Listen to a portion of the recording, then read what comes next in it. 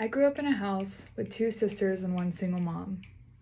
My mom was as fierce and independent as she was scared and wounded by love. Love had taught her that she was unworthy and unlovable. Her hyper independence was a mask to hide her lack of self worth and fear of abandonment. This was a lesson that she taught to her three daughters without even having to speak about it. She was so strong willed, in fact, that she could do it all on her own, that it shocked everyone when she started dating someone. His name was Waylon. He was as funny and sweet as he was head over heels for her. I have never seen her eyes light up the way that they reflected in the glimmer when he was looking at her.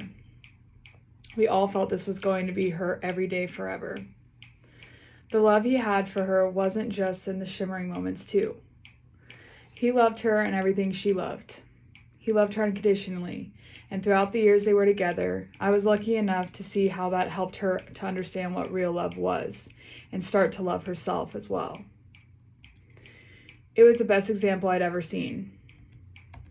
It wasn't until my dad tried to come back into the picture that things got hard. My dad was never consistent, and Waylon's heart would bleed for us every time that he saw the look on our face when we were disappointed with something that he did. When Waylon proposed to my mom, he told her that he wanted to adopt us. He wanted my dad out of the picture for good and wanted to raise us like his own. My mom couldn't bring herself to keep us away from our father, no matter how inconsistent he was. This was a deal breaker for Waylon, and after hours of talking and crying, they decided to end it. It was one of the saddest days of my childhood and the saddest I've ever seen my mom. She came home and tried her best to break the news to her three daughters. Her voice broke, and I'll never forget her saying through her tears, "I'm just going to be sad for a while." She sobbed harder than I'd ever seen and became a ghost after, wandering for months. She was just doing enough to get by. At that time, my 7-year-old brain could understand the sadness, but I really couldn't conceptualize the grief.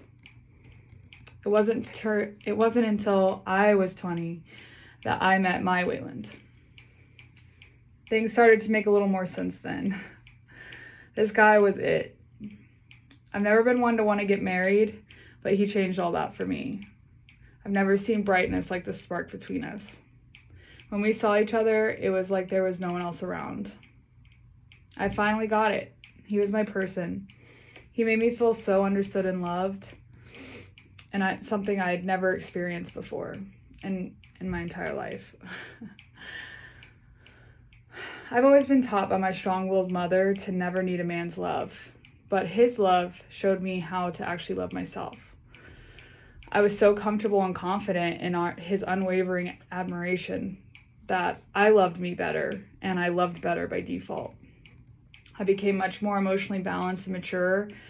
My sisters even saw it. They would say things like, "He just makes you your best self." And I honestly wish that was the only part of my mother's story that I could relate to.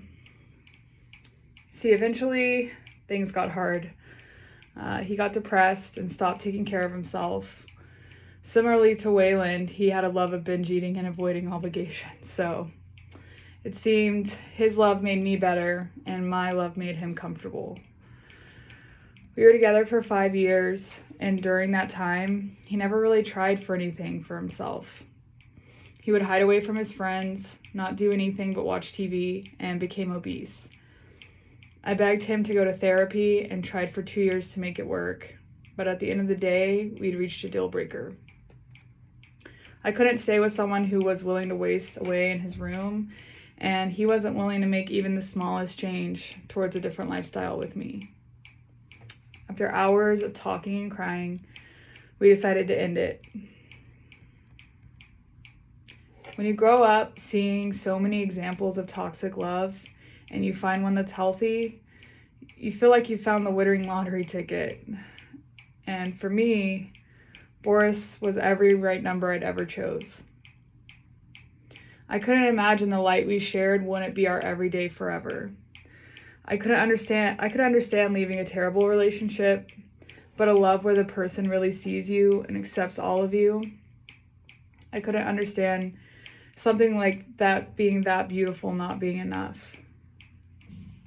I had now come full circle in my deepest sorrows of losing my person, and I felt my mom's pain register deeper in my being as I sat in my new apartment alone, thinking to myself, I'm just going to be sad for a while.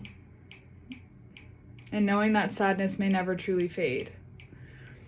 It's been 2 years since our breakup, and sometimes I still cry and mourn the loss of not just my best friend, but the everyday reminder that I actively can't access that love anymore.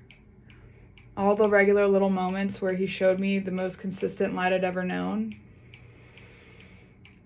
As much as that hurts, what adds is that every day something new happens, and every time it does, my first thought is how bad I want to share it with him, and I know I can't.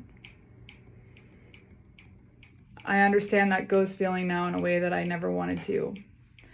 I must revive myself regularly to make it through the day. I realized love isn't enough. Compatibility must back it up, and in both cases, what both couples wanted for their futures were just too different to compromise. At the beginning of this grief, I believed it was all a waste. I'd wasted all of my young 20s and had nothing to show for it. But as time went on, my progress has shown me a new point of view. It may not have worked out, but the love he showed me made me a better woman. It made me into the woman I am today. A woman who loves herself enough to look at a love that felt like infinity and understand that even though I loved him, I loved me more.